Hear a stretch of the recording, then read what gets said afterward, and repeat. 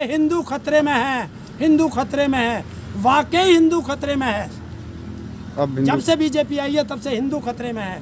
देखिए, हिंदू ऑक्सीजन मांग रहा है, हिंदू दवाई मांग रहा है, हिंदू हॉस्पिटल मांग रहा है, और सेवा खालिस्तानी कर रहे हैं। हिंदू तो राम मंदिर मांग रहा था, हैं? इससे पहले तो वो राम मंदिर मांग चले रहा था। जाओ राम मंदिर में जाके दवाई ले लो।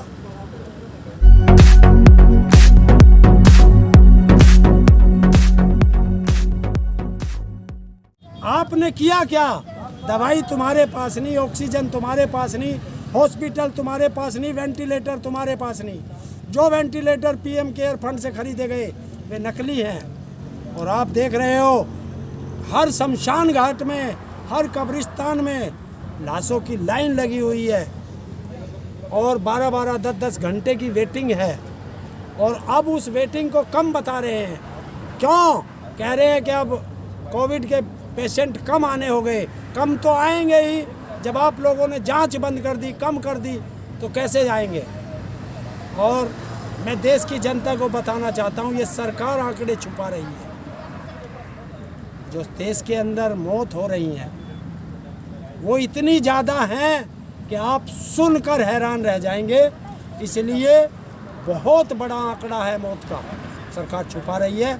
और उसका जीता जागता उदाहरण है कि 1240 के लगभग 1250 किलोमीटर गंगा का किनारा है, जिसके दोनों तरफ लाशें ही लाशें पड़ी हैं, गंगा में बह रही हैं। और उसके पास में ही कब्रिस्तान बना दिए लोगों ने, जो हिंदू धर्म से अपने परिजनों का अंतिम संस्कार भी नहीं कर पाए सर लोग।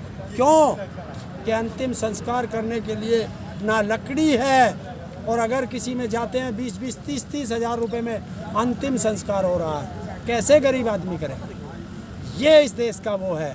और सरकारें चुप बैठी हैं, शांत बैठी हैं।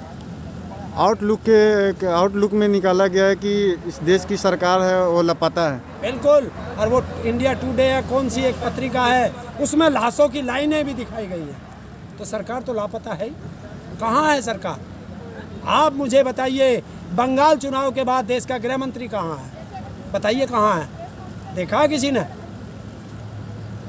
देश के वो ये इकोनॉमी वाले को क्या कहेंगे, निर्मला सीतारमण कहाँ है?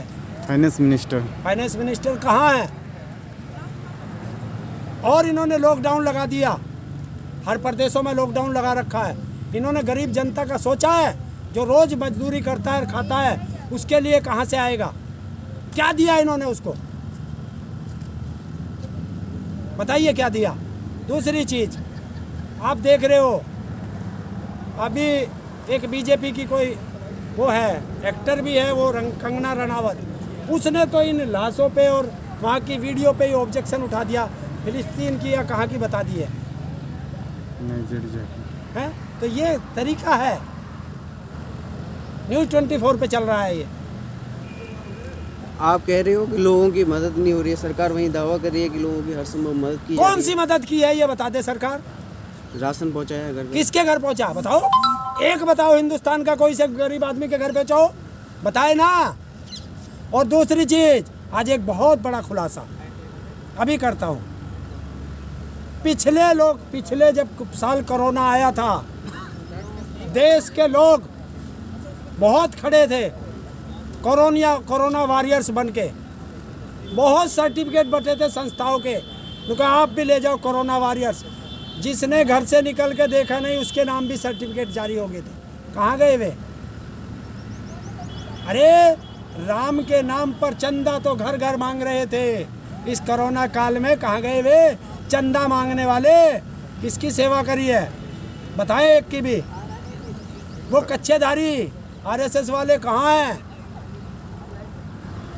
देश को तो बांट देंगे हिंदू मुस्लिम पे, और जब सेवा करने की बात आएगी कहाँ हैं?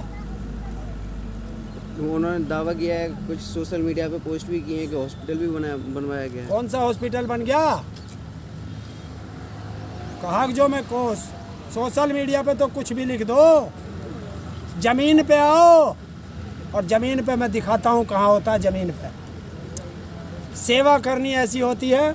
आप जाइए इंदिरापुरम गुरुद्वारे में, जब देश को लोगों को ऑक्सीजन नहीं मिली, वहाँ ऑक्सीजन का लंगर लगा रखा था। और मैं तो मानता हूँ कि ये जो सिख कौम है, पता नहीं ये क्या है कि देश में जिस चीज़ की लोग ब्लैक करते हैं, ये उसका लंगर लगा देते हैं देश की जनता के लिए। अभी आपने देखा गुरुद्वारा रकाबगंज ने एक हॉस्पिटल बनाया जिसमें कोई कैश काउंटर नहीं होगा, आपसे कोई पैसा नहीं लिया जाएगा। ये होते हैं सेवा करने के भाव। अभी जो सेवा कर रहे हैं विपक्ष पार्टी यानी कि कांग्रेस की तरफ से जो सिलेंडर दिए जा रहे थे, कुछ दवाएं भी मुहैया कराई जा रही थी, उन पे अब जांच बैठा दी गई है। और होगा नहीं। अगर तुम सरकार को चोर कहोगे, चोर को चोर कहोगे, तो चोर कैसे चुप बैठ जाएगा? और अपनी नाकामी छुपाने के लिए जनता को मार रहे हैं, ये इनका काम। वो हिंदू को जगाने वाले कहाँ गए लोग इस महामारी में, जो कहते थे कि हम हिंदू को जगाने आए हैं, देश को बचाने आए हैं? रागनी तिवारी जैसी महिलाएं और भी बहुत सारे लोग पता थे। नहीं भैया किस गुफा में हैं वो, ये तो मुझे नहीं जानकारी। पर मैं एक चीज़ कहना चाहता हूँ, बहुत कहा इन्होंने कि हिंदू खतरे में है, हिंदू खतरे में है। वाकई हिंदू खतरे में है। अब जब से बीजेपी आई है तब से हिंदू खतरे में है। देखिए, हिंदू ऑक्सीजन मांग रहा है, हिंदू दवाई मांग रहा है, हिंदू हॉस्पिटल मांग रहा है, और सेवा खालिस्तानी कर रहे हैं। हिंदू तो राम मंदिर मांग रहा था, हैं? इससे पहले तो वो राम मंदिर मांग चले रहा था। जाओ राम मंदिर में जाके दवाई ले लो। भगवान वहाँ पर तो बचाएंगे नहीं, हैं? भगवान बचाएंगे। देखिए, फिर कहोगे मैं नास्तिक हूँ। मैं ये कहना चाहता हूँ, मंदिर कभी किसी के काम नहीं आता।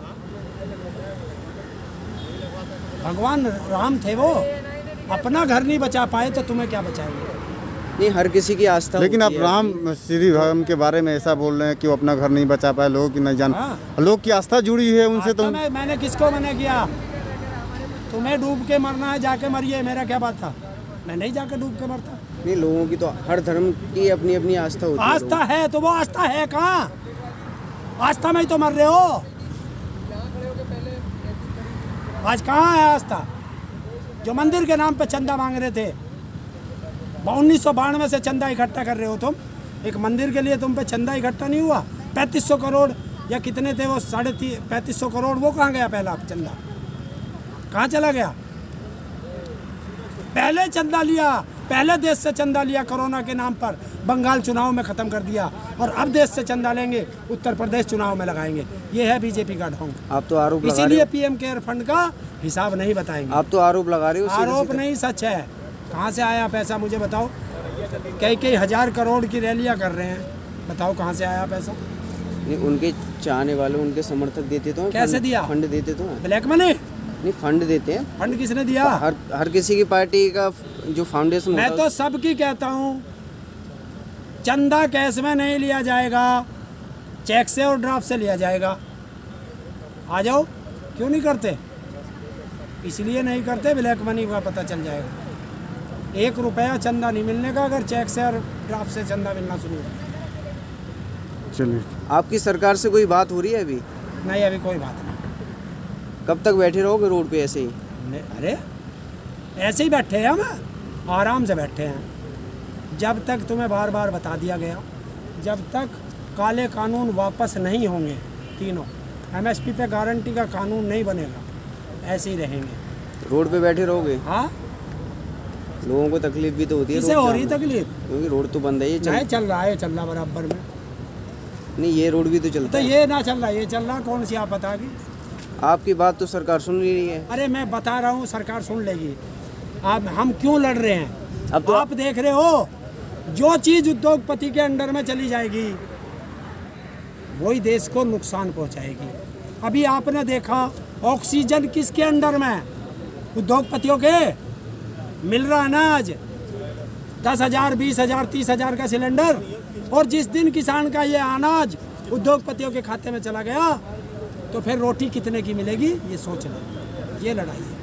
नहीं, तो अभी तो आप पे आरोप भी काफ़ी लग रहे हैं कि किसान महामारी फैला रहे हैं यहाँ से गाँव में जाके। हाँ बिल्कुल, आरोप देखिए, आरोप लगाना इनका काम है। हरियाणा सरकार ने तो आरोप लगाया, कई मंत्रियों ने भी बोला है। चलिए एक बात बताइए, मैंने यहाँ से जाके गांव में कोरोना फैला दिया, हमें ये बताइए ये सारे नेताओं का कोरोना किसने करा? ये तो बहुत दूर रहते हैं। वो तो लोगों के बीच में रहते हैं नेता। कौन सा जाता है? एक भी नेता नहीं जाता। लोगों की सेवा की। बताइए प्रदेश का मुख्यमंत्री किस लोगों के बीच में जा? 3 या 5 लेयर की सुरक्षा रहे जब चले, प्रधानमंत्री 7 लेयर की सुरक्षा में चले, तो कहाँ जनता के बीच में जा? वो तो बोलते हैं मैं जनता का सेवक हूँ। से क्या बोलना, ये चमड़े की जुबान है, कुछ भी बोल दो। नहीं तो ये तो मानना पड़ेगा कि महामारी तो है ना। नहीं, महामारी है, और महामारी नहीं तो जनता मर क्यों रही है? लेकिन ये जनता महामारी से कम, महामारी से नहीं मर रही है, ये जनता मर रही है इन सरकारों के कारण। इन सरकारों ने सुविधाएं नहीं दी, इन सरकारों ने दवाई नहीं दी, हॉस्पिटल नहीं दिए, वो नहीं दिए। तो ये मौत नहीं, हत्या है, और ये हत्या के मुकदमे इन पे चलने चाहिए। हॉस्पिटलों में बिना ऑक्सीजन के लोग मरे, इसका जिम्मेवार कौन है? बताइए कौन? तो लोग बाग इस चीज़ को लेकर आगे आते क्यों नहीं है? इस चीज़ को तो देखते नहीं। जब वोट देना होता है तो ये कभी मुद्दा रहा ही नहीं, स्वास्थ्य का मुद्दा रहता ही नहीं। आएगा, आएगा, धीरे धीरे आएगा, क्योंकि लोगों पे